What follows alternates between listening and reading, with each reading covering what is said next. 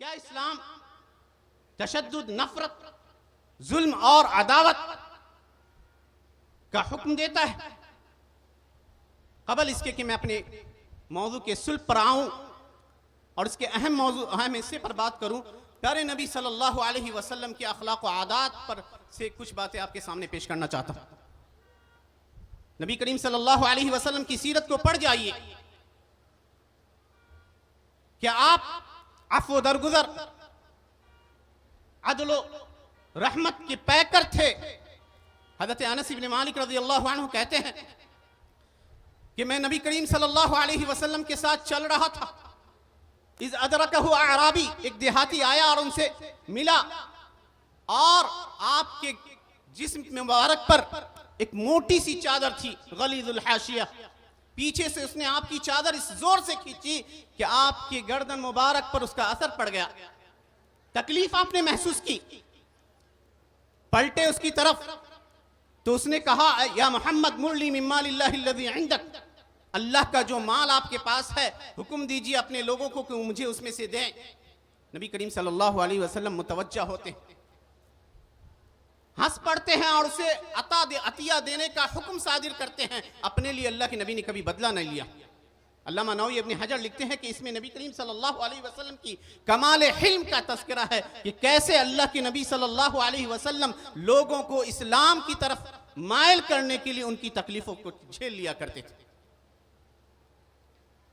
आपका सुलूक अपने खादिमों के साथ इंतहाई मुशफ़िक़ाना रहा। चुनांचे मुस्नद अहमद में हज़रत अनस ही कहते हैं, कुन्तु अख़दिमुन नबी सल्लल्लाहु अलैहि वसल्लम 10 सिनीन, 10 सालों तक मैंने नबी सल्लल्लाहु अलैहि वसल्लम की खिदमत की। मा सब्बनी सब्बतन क़त, कभी मुझे बुरा भला न कहा। कोई काम करने को आपने कहा और मैंने नहीं किया तो कभी आपने उससे पर मुझसे बाज़ पुर्स न की, सवाल नहीं किया कि क्यों नहीं किया। और कभी कोई ऐसा काम कर दिया जिसके करने का आपने हुक्म नहीं दिया था तो कभी ये ना कहा कि क्यों ऐसा किया। ये अल्लाह के नबी सल्लल्लाहु अलैहि वसल्लम के अखलाक थे।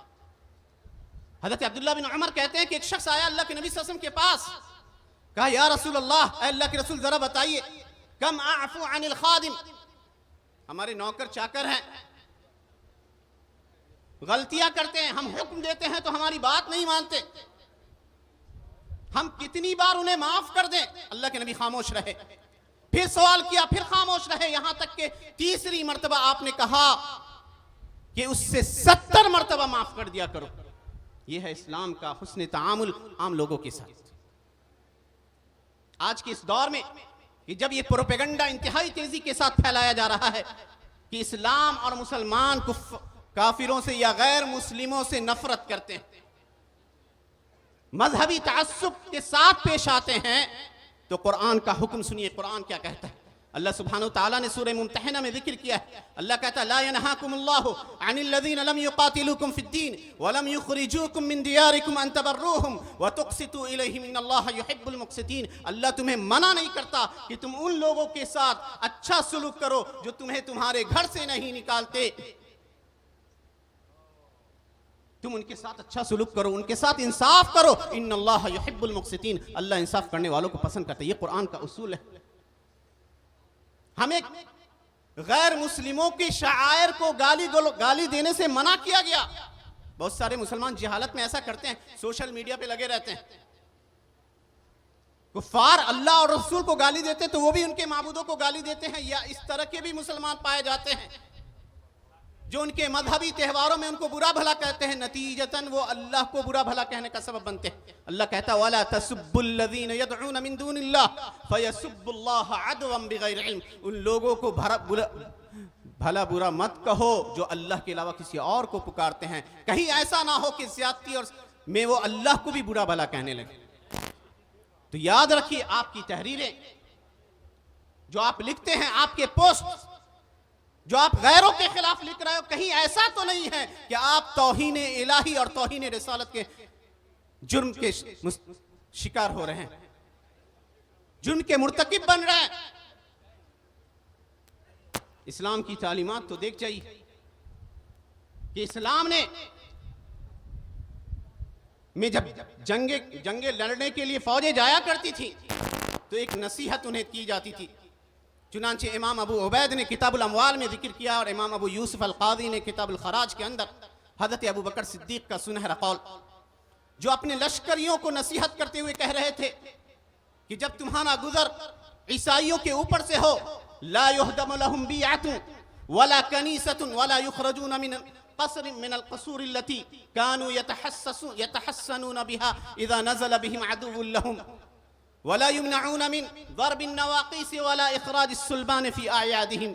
याद रखो, किसी गिरजे को मुनहदिम ना करना, उनकी इबादत गाहों को मत ढाना, उनको उनके उन किलों से मत निकालना जिनके अंदर वो पनाह ले लिया करते थे अपने दुश्मनों के हमले के वक्त, उनको नाकूस बजाने से मत रोकना, और उनको उनकी ईदों के और त्योहारों के मौके पर सलीब लटकाने से मत मना करना। ये थी इस्लाम की रोशन तालीमात।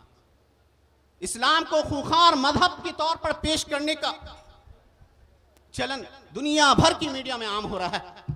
आप जरा एक तारीख का थोड़ा सा आप तज्जिया करें तो चौंक जाएंगे कि नबी करीम सल्लल्लाहु अलैहि वसल्लम की पूरी जिंदगी में जितनी जंगें लड़ी गईं, उनमें मरने वालों की आप तादाद देख लीजिए और उसको टैली कीजिए वर्ल्ड वार में मरने वालों से।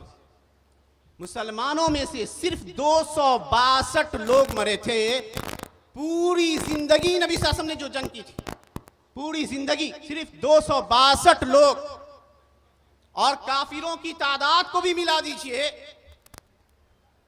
तो टोटल तादाद या मुकम्मल तादाद होती है 1284। गोया 1022 कुफार में से और 262 मुसलमानों में से शहीद हुए थे 23 साल की जिंदगी में जो नबी सल्लल्लाहु अलैहि वसल्लम ने जंग लड़ी। और इस जंग के क्या असरात रहे, दुनिया आज भी एतराफ करते नजर आती। जॉन कॉल ने जो किताब उसने लिखी है मोहम्मद सल्लल्लाहु अलैहि वसल्लम की हयात पे, Muhammad prophet of peace amid the clash of empire के अंदर, या इसी तरह द प्रीचिंग ऑफ इस्लाम जो सर अर्नॉल्ड की है, इन किताबों के मुकद्दमे को पढ़ लीजिए। इस्लाम की रवादारी और इस्लाम के अदल और इस्लाम की रहमत के मज़ाहिर से आप वाकिफ हो जाएंगे। वर्ल्ड वार 2 में जो फौजें थी उनकी तादाद आप देख लीजिए, 15 मिलियन 6 लाख फौजें मुख्तलिफ ममालिक के, यानी दोनों तरफ से 15 मिलियन 6 लाख। और जो लोग मरे थे आम अफराद 54 मिलियन 8 लाख अफराद मारे गए थे इस वर्ल्ड वार में, जो जंगें लड़ी गई थी महवरी ताकतों और यूरोपीय यूनियन और अमेरिकियों के साथ या इत्तेहादी ताकतों के साथ। तो इस्लाम अदल और इंसाफ या इस्लाम इंसानी जान की कीमत की को क्या अहमियत देता है, इस अंदाज से या इस मुकारने से आपके सामने ये हक़ाइक़ सामने आ जाते हैं। नबी करीम सल्लल्लाहु अलैहि वसल्लम ने अपनी जिंदगी में उन लोगों को भी माफ कर दिया जिन लोगों ने आपको सताने में कभी कोई कोताही न की थी। वही अबू जहल जो इस उम्मत का फिरौन कहलाता था, उसका बेटा इकरमा इस्लाम की दुश्मनी में उससे कुछ कम नहीं था। जब उनकी बीवी सिफारिश करती है इकरमा के लिए अल्लाह के नबी सल्लल्लाहु अलैहि वसल्लम के पास कि इकरमा को माफ कर दिया जाए, वो जिद्दा की तरफ जा रहा है, लेकर आती हैं। अल्लाह की नबी की नजर पड़ती है इकरमा के ऊपर, कहते हैं मरहबा मिर्रा की बिल मुहाजिर, मुहाजिर सवार क्यों, खुश आमदीद ऐसे शख्स को जो पूरी जिंदगी नबी सल्लल्लाहु अलैहि वसल्लम को सताने में कोई कसर उसने ना छोड़ी थी, आसानी से माफ कर दिया। वही मक्का वाले जिन्होंने अल्लाह की नबी की दावत को मिटाने की हर लम्हा कोशिश की, आपके असहाब पे जुल्म और सितम की पहाड़ तोड़ डाले, वही मक्का वाले सर झुकाए जब आते हैं फतेह मक्का के दिन, दरखास्त करते हैं, निगाहें नीची हैं कि क्या सुलूक किया जाएगा उस जाते गिरामी से जिनको अल्लाह ने रहमतुल लिल आलमीन बनाकर भेजा था। अच्छी उम्मीद वो लगाए थे, कहने लगे जाओ आज मैं तुमसे वही कहता हूं जो यूसुफ ने अपने भाइयों से कहा था, ला तसरीबा अलैकुमुल यौम यगफिरुल्लाहु लकुम इज़हबू फअंतुम तुलका, कोई सरजनिश नहीं है तुम पर, आज तुम सब चले जाओ, तुम सब आजाद हो, अल्लाह तुम्हारी बख्शिश करे। इतनी आसानी से माफ कर दिया। हब्बार इब्न अल-अस्वद नबी सल्लल्लाहु अलैहि वसल्लम की साहिबजादी हजरत ज़ैनब हमल से थी, हिजरत को निकल रही थी, घोड़े पर सवार थी, सवारी पर उसने नेजा मारा, आप सवारी से गिर पड़ी और उनका हमल जाय हो गया, अरसे तक बीमार रही। नबी सल्लल्लाहु अलैहि वसल्लम ने उस शख्स के खून को रायगा करार दिया था। लेकिन जब वो भी आता है अल्लाह के नबी सल्लल्लाहु अलैहि वसल्लम के पास तो अपनी बेटी की तकलीफ को भुलाकर अल्लाह के नबी उसे माफ कर देते। वही सुमामा इब्ने उसाल जो कसमें खाया करता था कि मोहम्मद का सामना हो गया तो उसे कत्ल कर डालूंगा, और कहता था कि दुनिया के अंदर उस मोहम्मद सल्लल्लाहु अलैहि वसल्लम से ज्यादा नफरत अंगेज शख्स कोई था ही नहीं उसकी नजरों में। वो भी जब चंद दिन नबी सल्लल्लाहु अलैहि वसल्लम के अखलाक हसना का मुशाहिदा करता है तो ईमान ले आता है और कहता है कि अशहदु अल्ला इलाहा इल्लल्लाह व अशहदु अन्ना मुहम्मदर रसूलुल्लाह। मेरे भाइयों, इस्लामी रवादारी के इतने किस्से हैं कि उन किस्सों को बयान कर दें तो रातें गुजर जाएं। हजरत उमर इब्न अब्दुल अजीज रहमतुल्लाह अलैह के ज़माने में एक अजीब व गरीब वाक़या पेश आया था। कुतैबा बिन मुस्लिम, जिनको फातिह चीन कहा जाता है, चीन के फातिह, उन्होंने समरकंद शहर को के लोगों को पैगाम दिया कि इस्लाम कबूल कर लो, नहीं तो जंग करने के लिए सामना करने के लिए तैयार हो जाओ। लोगों ने इस्लाम कबूल कर लिया इस डर से कि कुतैबा उनके शहर पे हमला ना करें। इस्लाम कबूल करने के बाद उस शहर के लोगों को यह पता चला कि इस्लाम का ये कानून है कि किसी भी नए शहर पर हमला करने से पहले उस शहर के लोगों को वार्निंग दी जाए, इस्लाम की दावत पेश की जाए और उन्हें 3 दिन की मोहलत दी जाए। उन लोगों ने कहा कि कुतैबा ने तो हमें ऐसा कुछ नहीं कहा।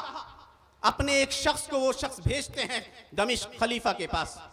उस शख्स का बयान है कि मैं आता हूं दमिश्क, देखता हूं कि लोग एक बड़े से महल में आ रहे हैं, जा रहे हैं, मैं भी चला जाता हूं।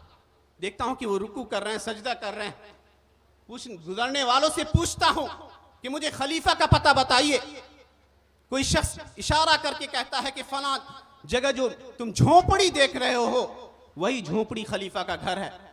तो वो आदमी कहता है कि इतना बड़ा खलीफा, उसका ये घर हो सकता है, तुम मेरे साथ मजाक कर रहे हो? कहा हरगिज मजाक नहीं कर रहा। वो कहता है कि मैं जाता हूं, देखता हूं कि एक शख्स मिट्टी लिए अपने घर के पीछे लेप रहा है अपने घर को।